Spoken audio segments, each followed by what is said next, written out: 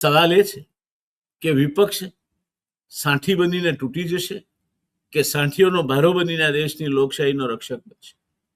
આજે વિપક્ષ પર જેટલી જવાબદારી છે તેટલી જવાબદારી હું ભારતીય જનતા પક્ષ પર છે એવું માનતો નથી. કારણ કે ભારતીય જનતા પાર્ટી સત્તામાં છે અને સત્તામાં છે સંપૂર્ણ ભાન ભૂલી અને એકમાત્ર સત્તાને જ કેન્દ્ર સ્થાને મૂકીને ચાલે છે.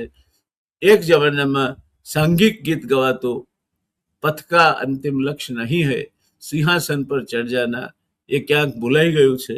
હવે પથ કા અંતિમ લક્ષ્ય યહી હૈ, સિંહાસન પર ચઢ જાના. અને પરિણામે ગુજરાતમાં પણ તમે જોઈ રહ્યા છો ભારતીય જનતા પાર્ટીનો આંતરકલહ જે વરવા દ્રશ્યો સર્જી રહ્યો છે. તે પરિસ્થિતિમાં શું થશે? મહારાષ્ટ્રની વાત કરીએ આપણે. શિવસેના નું વિભાજન કર્યું, શિંદે જૂથ જુદું પડ્યું, પછી એનસીપીમાં ભંગાણ થયું.